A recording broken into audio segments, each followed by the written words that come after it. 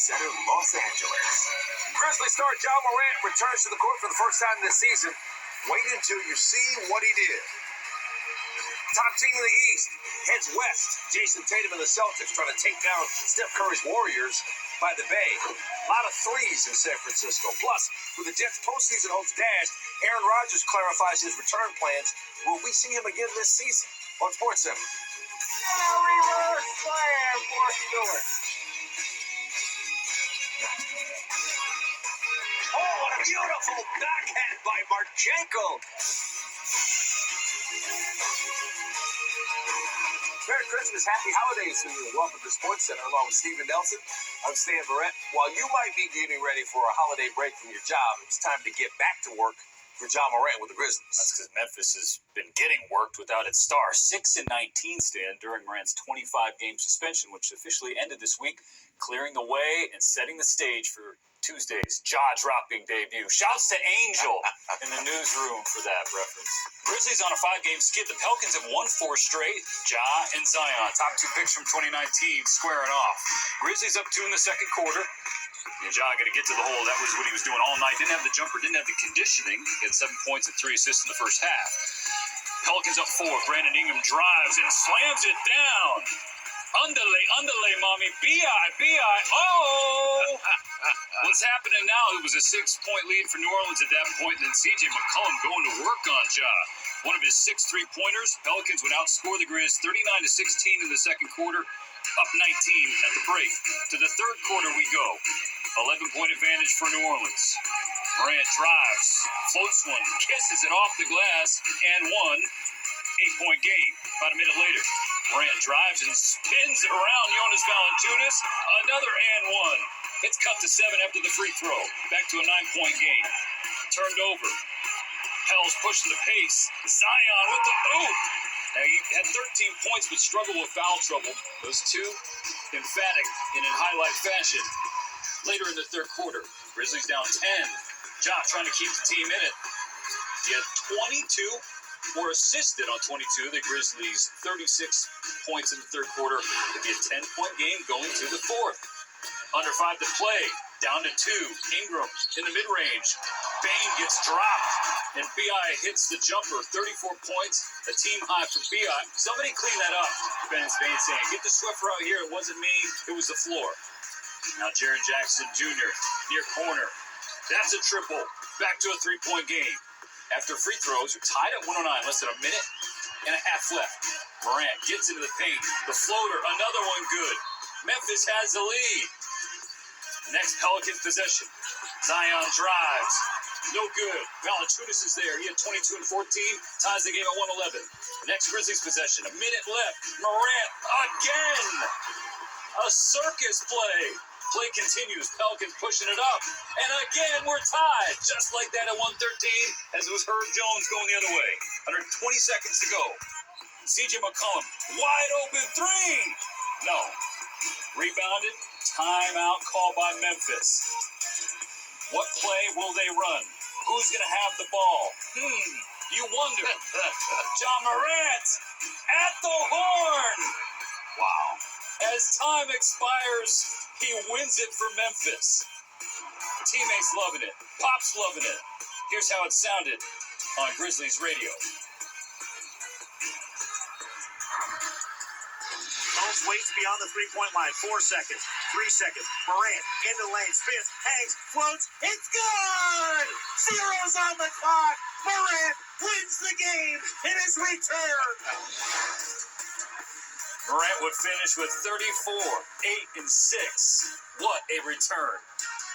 I'm a dog. I put work in day out. And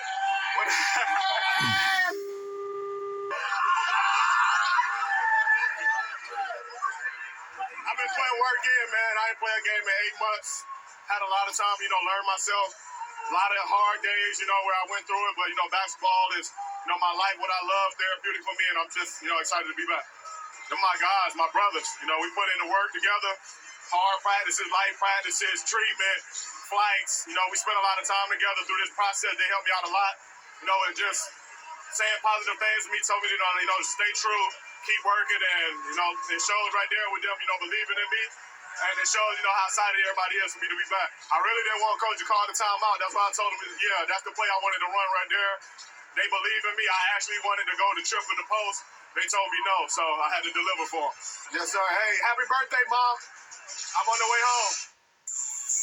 On Mom's B-Day, no less. Hopefully an exclamation point on what's been a tumultuous chapter in Morant's career, but he became just the third player to record a game-winning buzzer beater in a season debut in the last 25 seasons. Joining Buddy Hield in 2020 and Damian Wilkins in 2009 against the Nets. Coming up, more on Ja's season debut for the Grizzlies. Tim McMahon with a report from New Orleans. That's ahead on SportsCenter. Celtics taking on the Warriors in San Francisco. Boston beginning a 4-game California road trip that will culminate with a Christmas Day matchup against the Lakers. Warriors looking for a third straight win. Steph Curry looking to start a new 3-point streak. Sunday, his streak of 268 regular. One re-ended, and another one's underway. Warriors up by 2. Late in the first half. Very next Celtics possession. Jaylen Brown takes his time. And then goes hard to the rack. Brown with a game high 15 points in the first half. After the free throw, Celtics up 65-62 with the break, but the phone was just beginning. 8 minutes left in the third. It's Boston by 6. Derek White to Brown. Bucket and the foul again, and that's 4 on Steph Curry. Celtics go up 9 after the free throw. Less than a minute later, Klay Thompson's going to have to take over the offense. Curry in foul trouble. He was 6 of 15 from 3. Cut it to 8. Later third quarter, Brown backing down Curry. And that's another one. That's 5 on Curry now. Brown missed the free throw. Celtics go 13. Brown with 28 for the game. Celtics up 11 heading into the fourth. Fourth quarter, 4 minutes left. Curry to Thompson. Still feeling it. Cuts into a 4-point game. 3 minutes left. Warriors down 4. Curry 6 of 11 from 3. It's a 1-point game. Just over 2 minutes left. Warriors down 3. Chris Paul getting it to Thompson. The Warriors 20 of 50 from 3 as Thompson ties the game. Under 2 minutes to go. Jason Tatum, rough night for him. He passed it off to Derek White. He was 7 of 18 from 3. A lot of threes in this game. Boston, 17 of 58 from 3. Come again? 17 of 58. 3 Warriors possession. Curry for 3 more. It's 121 apiece. Under 30 seconds to go. Celtics go for the steal, but Curry able to hang on to it. Gets to Chris Paul, who misses a 3. He was 1 for 5 from deep. On the other end, 7 seconds left. Tatum, 5 for 17 from the floor, 2 for 9 from deep. That 3 no good. They go to overtime. 15 points for Tatum in the ballgame in overtime. Curry to Thompson. The Trace Jackson Davis was waiting for it. He had 10. Warriors up 4. 2 minutes left in overtime. Same margin. Drew Holiday to Brown. Just going to muscle Chris Paul, get to the basket. Celtics cut it back to 2. 40 seconds to go. Warriors up 2. Curry. He had 33. Able to stay on the floor after the late foul trouble. The Warriors back up 4. Ensuing Celtics possession. Boston just wouldn't go away. Al Horford for 3. 7 Celtics in double figures. It's a 1-point game. All right, less than 20 seconds left. Warriors up 1. Curry, no good. Paul with the rebound. You see Curry calling for it. Paul gets it back to him for one of his 12 assists. And it's night-night. The two teams combined for 108 threes. 58 for Boston, 1 shy of a team record. Fitting that the threes that ended. Warriors, 132-126.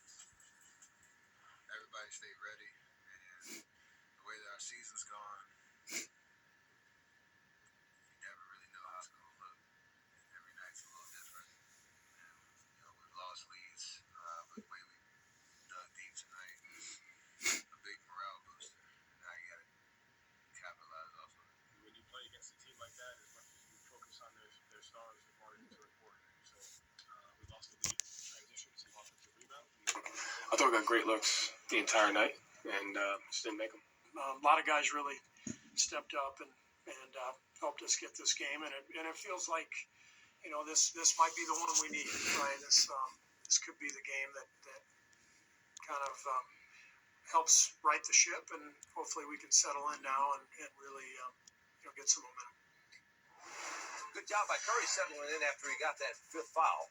Picked it up with more than 6 minutes to go in the third quarter. Had more fouls than buckets entering the fourth. But he was dominant over the final 17 minutes, connected on 7 of 11 shots for 20 points. So the College Court, Kim English in Providence hosting number 6 Marquette. Teams kicking off Big East action. The Friars 3-1 the last 4 games against AP top 10 schools. In the first half, pick it up to a 1-point lead for Marquette. Ticket gains. Yes, ticket gains. Bunches a ticket for 3, Providence up a bucket. Same margin. Over 5 minutes to go in the half. Devin Carter finds Gaines. Now a 5-point lead. Seconds left in the half. Carter. Bang! Providence led by 11 at the half. Is in control against the number 6 team in the country. Now up by 4, Bryce Hopkins to Carter. Another 3 at 22 points and 8 boards. Back to a 7-point lead. 14 minutes left in the game. Into the corner. Gaines buries another. He had 18. It's a 12-point lead for the Friars. That Garway duel with a no-look pass to Hopkins. 0 eyes from duel. 2 hands for Hopkins. Friars win. All right, here's an ending you need to see. Gardner Webb in Chattanooga showing the fighting spirit and giving us a little taste of March in December. 15 seconds to play. Chattanooga down 1. They swing the ball. Jan Zedek to Tyler Millen in the corner for 3. He's got it. 10 for Millen. Zedek had 27. Mox take a 2-point lead. They were down by as many as 17 earlier. Gardner Webb inbounds quickly. Caleb Robinson gets that to fall at 66 apiece. Just over a second to play. 1.3 to go. Millen is going to inbound it. Runs the baseline. Finds Trey Bonham. 1 dribble. Up. And in. What? The last of their 9 threes in the second half. And the Mocs get it done. Bonham 15 points, 7 rebounds, and that game winner. Chattanooga takes it. 69-66. Fighting Spirit Moment is brought to you by Modelo. Since 1925, we've proved it doesn't matter where you come from. It matters what you're made of. Remember that discussion about Aaron Rodgers possibly coming back this season after tearing his Achilles in September? Yeah, that's officially been put to rest by Rodgers himself. First of all, the return was predicated on the Jets making the playoffs, or at least being in contention, and that's not going to happen. They've already been eliminated from playoff contention. And Rodgers says he's at 100% anyway. He's chalking this up as a lost season after playing just 4 snaps. So now looking ahead, he says he wants to play next year and in 2025 to honor a 2-year commitment with the Jets. If I was 100% today, I'd be definitely pushing to play. But the fact is, I'm not. I've been working hard to get closer to that. But I'm still, 14 weeks tomorrow from my surgery, and being medically cleared as 100% healed is just not realistic at 14 weeks. I feel like I can play more years, and I can be effective into my 40s, which is crazy because I thought that I'd probably be sitting on the couch somewhere at 40, but now I want to be a starter at 40. I want to be a starter at 41. I want to see what I can get out of this body. Next season, Rodgers could become the 17th quarterback to start a game at age 40 or older in NFL history. If he starts double-digit games, he'd be just the 6th quarterback to do that. Tom Brady set the bar with 98 starts in his 40s. On the other end of the experience spectrum, rookie C.J. Stroud still in concussion protocol. He may miss another week, sources told ESPN. The 2nd overall pick missed the Texans' OT win Sunday against the Titans. Without Stroud, Case Keenum would make his 2nd consecutive start. Davis Mills backing up. On Tuesday, Houston signed former Jet Tim Boyle practice squad. And trying to snap a 3-game losing streak, the Steelers plan to try a new/old quarterback, old friend Mason Rudolph. Noteworthy change in tone. A week ago, Mike Tomlin stiff-armed the idea of Rudolph starting, but he discussed the rationale on Tuesday, during which he also did not rule out Kenny Pickett 2 weeks after ankle surgery. For now, though, it's Rudolph's turn against the Bengals. He's a veteran guy. He's a backup, but he's also a veteran guy. He's been in our program a long time. He's here for those reasons. We got a great deal of comfort with him. Why are we making the change, man? We don't like what we're looking at and the consistency of it. What I mean is we're not scoring enough points. Not dumping the outcome of the game at Mitch's feet. I'm not saying that. It's more about really Mason Rudolph being deserving of an opportunity and us trying to change the trajectory of what's been transpiring. I'm excited about getting started to work tomorrow. I think that's one of the beautiful and challenging things of our league, man. It's every week in this league. 1 week you're drinking wine, the next week you're squashing grapes. Obviously, we squashed a lot of grapes of late. I'm interested in a little wine. I just love the way he puts things. Falcons have been going back and forth between Desmond Ridder and Taylor Heineke at quarterback for the past few weeks. They scored just 7 points in a loss to the Panthers Sunday with Ridder, so they're going back to Heineke Sunday against the Colts in Atlanta. Falcons have dropped 2 straight to fall out of first place in the NFC South. But right now, the Buccaneers are first in the division. They hold the head-to-head tiebreaker over the Saints. ESPN Analytics gives Tampa Bay a 69% chance to make the playoffs and a 58% chance to win the division. Both tops in the division. Bucs and Saints square off for the second time in Week 17 on New Year's Eve. Coming up on SportsCenter from Los Angeles, after being snubbed from the college football playoff, Florida State considers snubbing the ACC. More on their future plans. Plus, Jerry Jones talks about the Cowboys' troubles away from home, that he believes can help get the team back in the saddle. Rodney James, he's already played his first game, scored his first points, but to get his first career win and help the Trojans snap a 3-game losing streak in the process. Come back.